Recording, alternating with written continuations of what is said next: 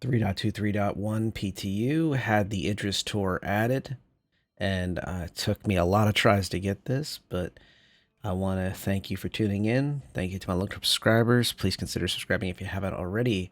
Now, the Idris tour in general moves around the system a lot like the Javelin tour, and basically it hits 3 different locations and bounces around them. There are billboards all over the place on the trams, on the shuttles, on the locations you spawn in the habs and such, on stations and in planetary landing locations that tell you where it is, and it has a timer, but right now the timer isn't working ideally yet.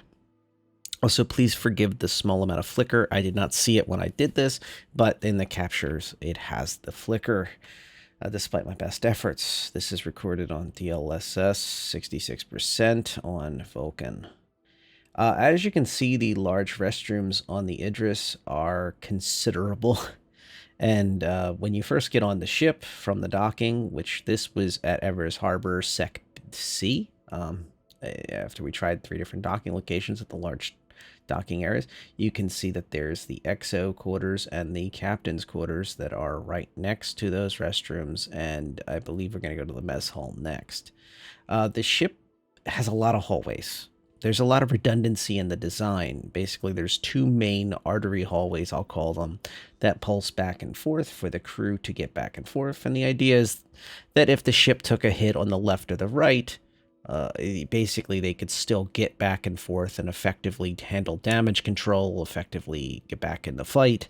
And also, in theory, I would assume in the military, when the UEE Navy is doing things, maybe even have a flow, like one direction is from the front to the back of the ship, and the other side is the other direction. These are the 2 pilots' quarters, which I believe were elongated. They're either planning to make them slightly bigger, or they've already been made a little bigger. But you can note that these pilot quarters are kind of like off on their own. They are different than the captain's quarters and the XO's quarters. The captain's quarters, of course, being the largest on the ship, the XO's quarters being quite nice, and then these 2 relatively okay pilots' quarters.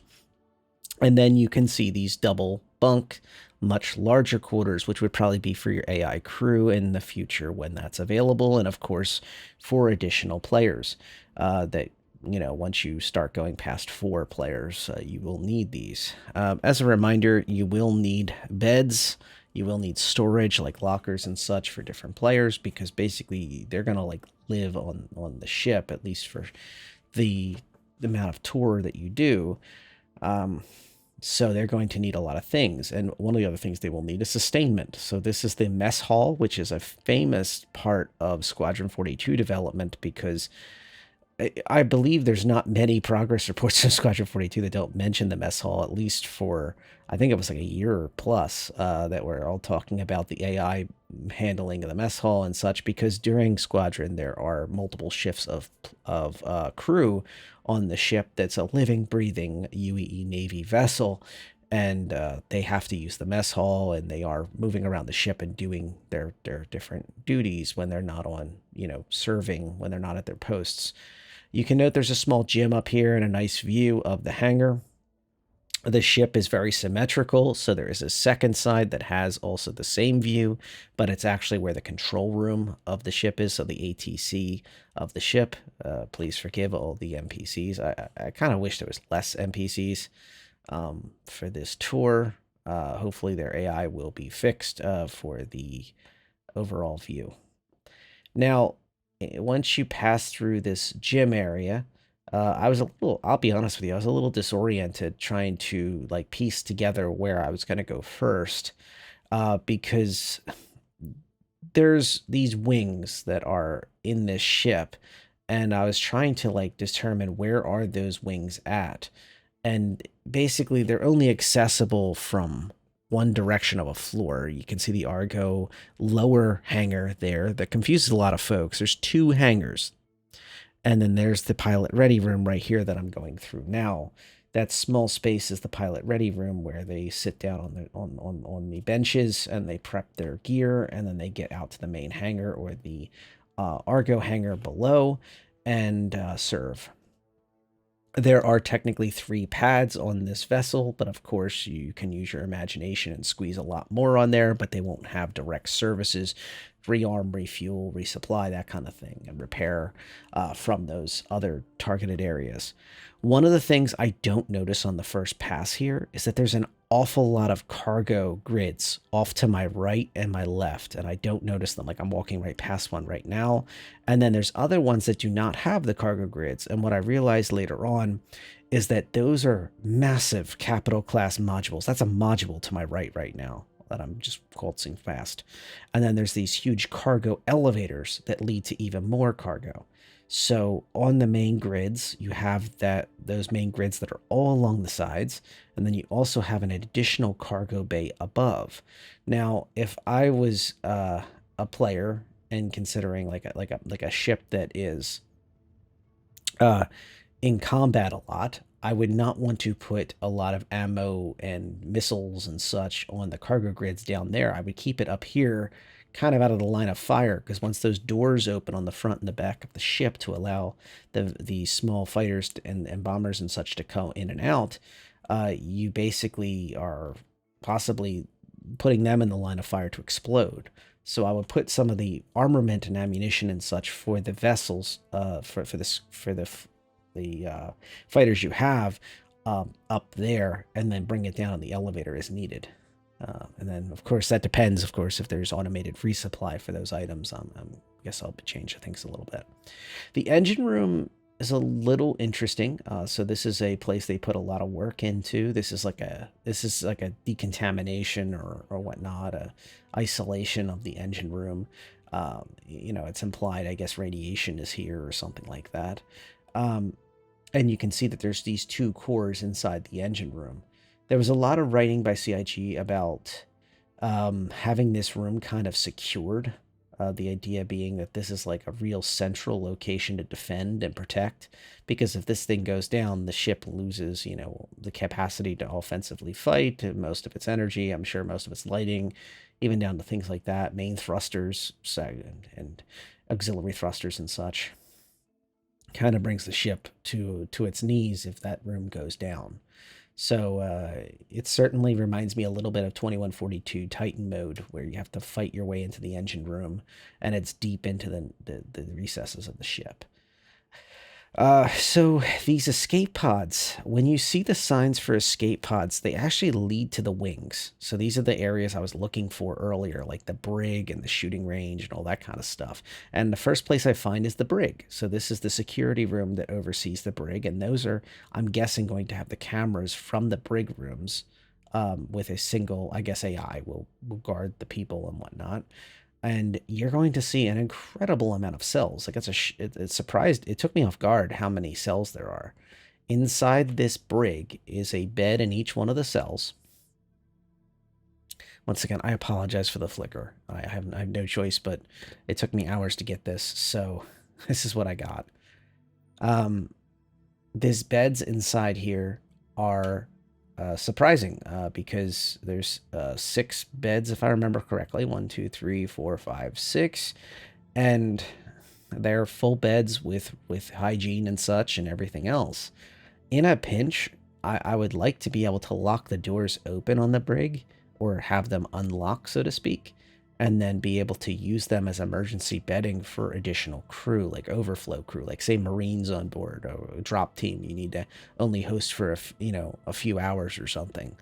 Be able to put them in the brig rooms if you're not using them to actually lock people away, or maybe 5 of them, and then have one that's just dedicated. Oh, if we really need a brig, it's that critical to have a brig at all times. You can see the mess area flows both ways. So the mess area, the med bay, captain's quarters, elevator, cargo, they all are centrally located between 2 sets of like artery paths. And then you have your little wing areas that kind of lead off back down to the hangar, and also lead off into other services, depending on where you're looking. The signage could do a little better. I don't know if this is the modern signage or not. It looks like the old signage. They said they were going to do passes on this, and my theory crafting was going to be that they would color code the hallways so you knew where you were in the ship at all times, just intuitively. Over time, you learn the color, like, oh, I'm in the blue section. Oh, so that's the forward part of the second floor or something like that. But I don't know if that's ever going to happen. But the gist is there is a color code for the blast doors, which are like actual like I guess structural doors that will secure shut if there's an explosion or fire or something, that you'll have to, I guess, put a code in to open and close or get permission from the bridge or whatever. But other than the blast doors, the color coding doesn't seem to exist. Inside this briefing room, this is something we've seen before in previews from CIG. It's significant in size. It's quite impressive, the sheer scale of it. And really the hollow table area, I'll call it, this whole little area where somebody would stand, I guess, and gesture to the system and the plan that they're going to be doing, is quite large. You can see the grid there. It's pretty big, and I honestly think it would give the, maybe not the size of the room. The javelin's like, I think, double the size of the briefing room, but the actual hollow table and the javelin's smaller than that hollow stage thing that the briefing room has here in the Idris. And it's possible that that's because in Squadron, it's a set dressing piece to be able to establish missions and things, because that's what that's supposed to be. So it's not that much of a stretch to say it's going to be a big part of Squadron for your start of your missions. Is you're sitting in that room, you're there with your team, your whole squadron, all of the Squadron 42, and you're getting briefings about what's going to happen and what you need to get done. Certainly possible and makes sense. So I'm starting to get my bearings here. Apologies for the running. And the biggest thing, though, is if you learn one thing from this video, it's that the escape pods are not just escape pods. The escape pods are a path to another location. And those signs are horribly placed because it just says escape pods. But inside there is the armory and gun range on this side, and the brig is on the other side. You can see this multi-lane gun range that was well done, extra gun storage, an entire little armory check-in, check-out system that's perfect for an armory and training. So somebody is meant to crew this and supply weapons and such for people to practice and get ready. And then there's a armory, like an official armory across the way. But you can just see the sheer amount of small arms storage that's in this place. Not a lot of large small arms storage that may be in another location, and there's not a lot of suit lockers in some of these locations where the weapons are, which I found kind of interesting. So you'll see in this armory across the way, there's only a few suit lockers, like 4 of them. And then you can see additional small arms like the medium class. Technically, they're called the 2-hand firearms versus the 1-hand, and the 1-hand storage on those. So it's the modern storage. And then these racks here, I don't know what those were. It's possible they're for maybe suits, like the actual Atlas suits or something. There's only a pair of them. But I'm speculating as much as can be. I've seen the other ones that are supposed to be traditional suit lockers, so I'm going to stick with that. But there's 4 suit lockers in there, and some other 2-rack thing. I don't know what it's for. But they're rather small in the number of suits for the amount of people that are on board this ship. So you can see the NPCs yet again causing trouble. One of the places you will not see on this tour is the bridge, because I had some advice from people that had learned the hard way that the bridge puts you in Kletcher, and if you jump in the Gladiuses on the deck, it puts you in Kletcher. It's possible that the bridge, which is visible at the base of up those steps right there, it's possible that they are worried about some player causing tomfoolery and screwing up the process, screwing up the ship going back and forth if they go inside there. I don't know. You can't get into the turrets. I assume that there's AI characters inside the turrets that are guarding the ship. Traditionally, one of the things players love to do is test the defenses of these ships, the fleet, while it moves around. I did find the view of the forward turrets on the wings very interesting. I actually did admire this.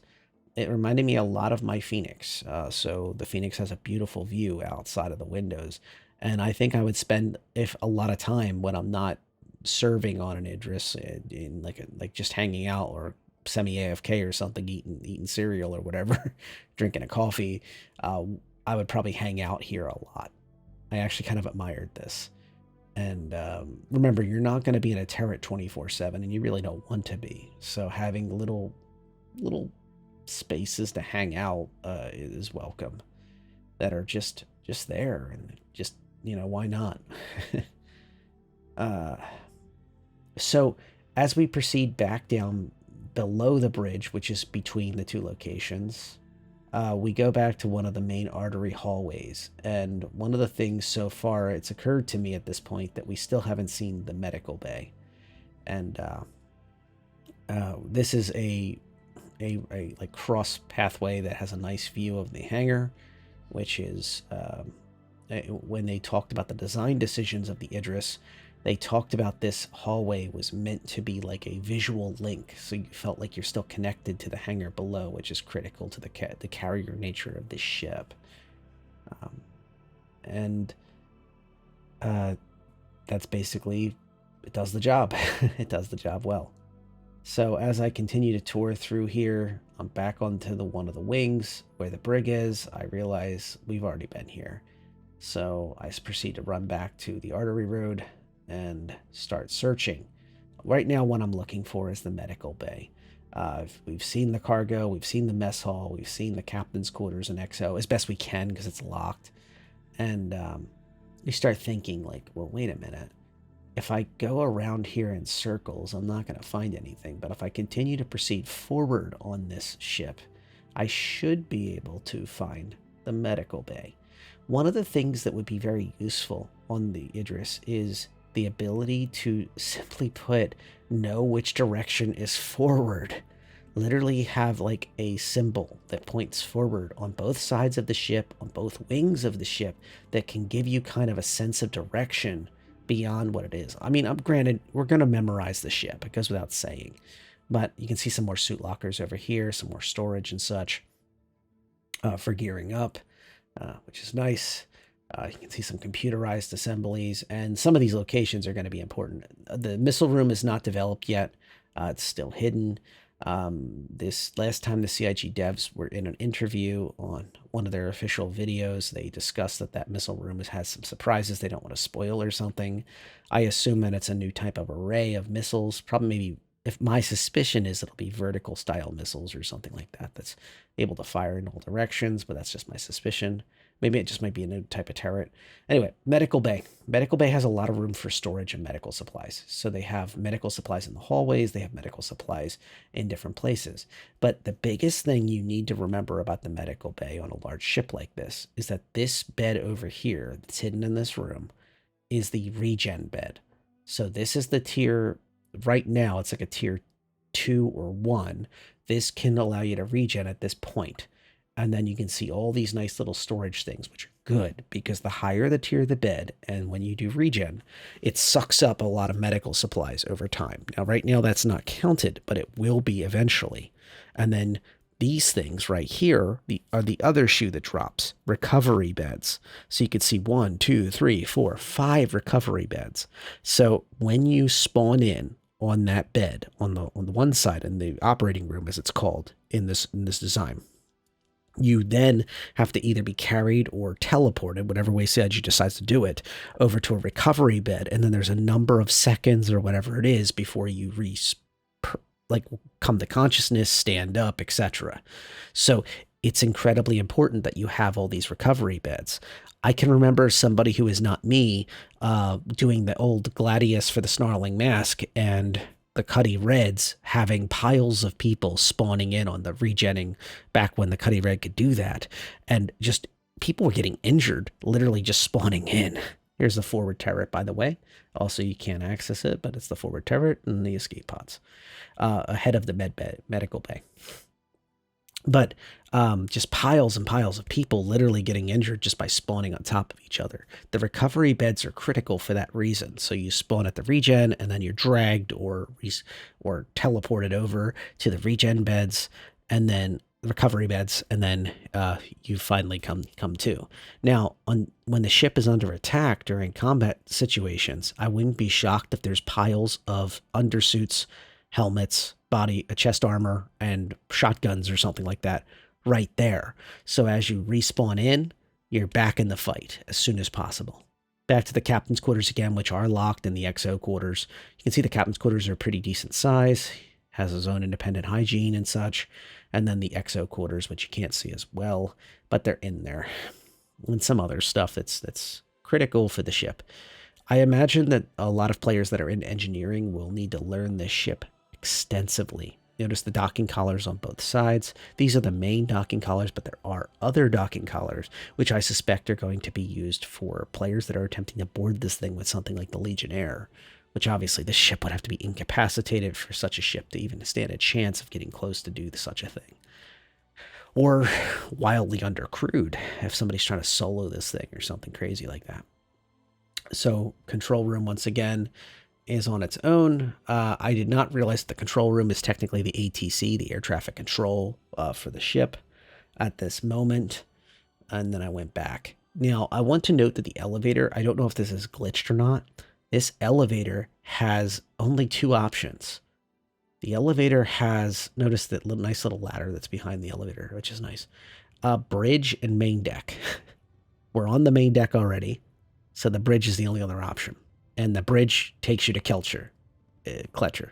So, obviously I didn't take that route. So we're stuck really in a loop here going, what is the meaning here? And I'm sure you're starting to get a grasp of how this thing's basically like a route. You can like probably use this as a jogging track. You spend so much time on these main routes. And then you go off into the wings. And you keep it moving. And you can get around this massive ship shockingly well when you want to.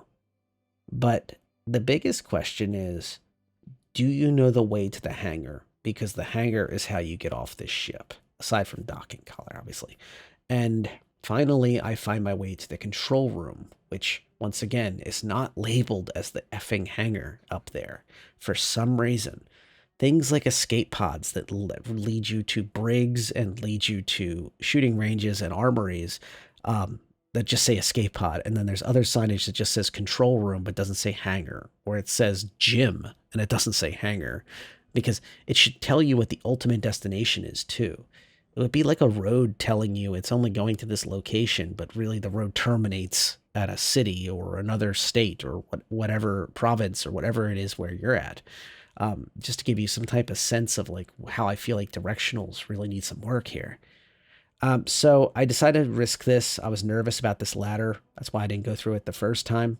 And you'll see I go into the Argo hangar, which is this sub hangar. You can also see these turrets. There's two base turrets, one on each side of the Argo hangar.